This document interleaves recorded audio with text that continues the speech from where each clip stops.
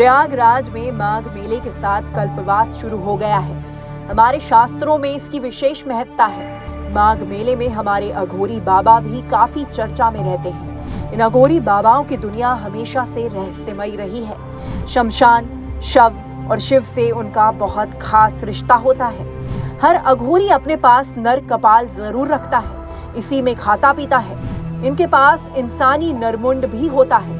आपके मन में सवाल आता होगा कि ये अघोरी साधु कैसे रहते हैं। आइए जानते हैं।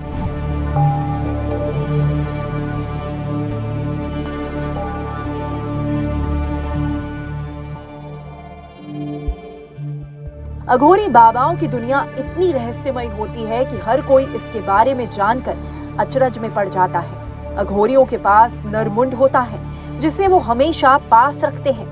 इसी को पात्र बनाकर वो इसमें खाते हैं, इसी में पानी पीते हैं। चूंकि अघोरी शराब का सेवन भी करते हैं तो उसमें भी ये नरमुंड ही उनका पात्र बनता है। 1860 में क्लिक की गई फोटो। 1860 में खींची गई एक अघोरी की फोटो। एक हाथ में नरमुंड और दूसरे में शराब की बोतल। अघोरी हिंदू देवता शिव की पूजा करते हैं। ये पंथ मुख्य रूप से मृत्यु से जुड़े शिव के रूप भैरव की पूजा करता है।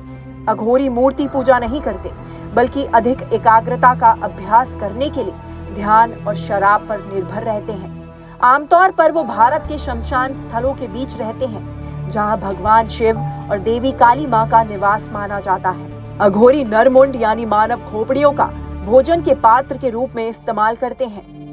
पहले के समय में अघोरियों को कपालिक या खोपड़ीधारी के रूप में जाना जाता था।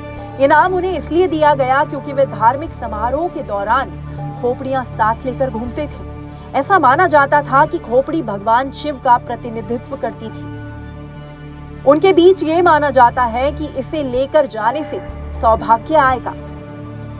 ऐसा कहा जाता है कि इन तपस्वियों के पास शक्तिशाली जादुई क्षमताएं भी होती थी, जो उन्हें प्रकृति को नियंत्रित करने और यहाँ तक कि भविष्य की भविष्यवाणी करने की अनुमति भी देती थी। अघोरी अपने साथ खोपड़ी क्यों रखते हैं, इसकी भी एक कहानी है। एक मिथक के अनुसार शिव ने एक बार ब्रह्मा के 5वें सिर को काट दिया था। उस सिर को लेकर उन्हें समाज के बाहरी इलाके में घूमने के लिए मजबूर किया। इसलिए शिव का अनुकरण करने की चाह में अघोरी अपने साथ मानव खोपड़ी रखते हैं।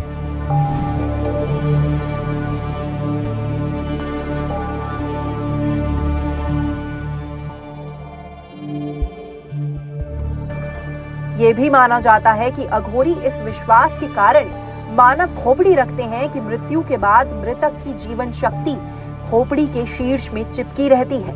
इसके अलावा अघोरियों का मानना है कि कुछ मंत्रों और प्रसाद, विशेष रूप से शराब के उपयोग से वे मृतक की आत्मा को बुलाने और उस पर नियंत्रण हासिल करने में सक्षम होते हैं। अक्सर शवों का अंतिम संस्कार कर दिया जाता है, फिर उन्हें पवित्र गंगा नदी में प्रवाहित कर दिया जाता है। लेकिन कुछ शवों को बिना दाह संस्कार के ही निपटा दिया जाता है। कहा जाता है कि अघोरी इन अवशेषों को इकट्ठा करते हैं, उनके आध्यात्मिक ज्ञान के लिए उनका उपयोग करते हैं। वो मानव मांस खाने के साथ साथ मानव खोपड़ी का इस्तेमाल करते हैं।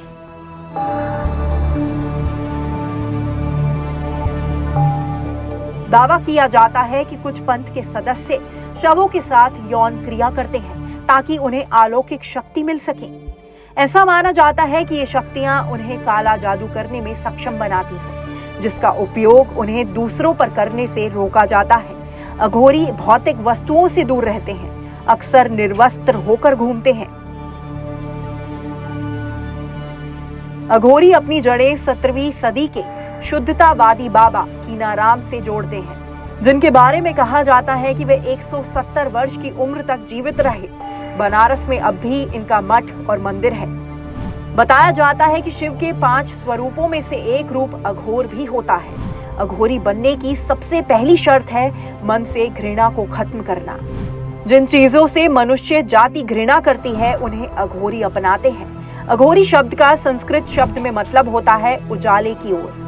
साथ ही इस शब्द को पवित्रता और सभी बुराइयों से मुक्त भी समझा जाता है। लेकिन अघोरियों का रहन सहन और तरीका इससे बिल्कुल विरुद्ध ही दिखता है। अघोरियों को कुत्तों से बहुत प्रेम होता है। अन्य सभी जानवरों जैसे गाय, बकरी या इंसान से दूरी बनाने वाले अघोरी अपने साथ और आसपास कुत्ता रखना पसंद करते हैं। इस टॉपिक पर आपका क्या कहना है, हमें कमेंट सेक्शन में बताएं। इसी तरह की स्टोरीज के लिए बने रहें न्यूज़ 18 इंडिया ओरिजिनल्स के साथ।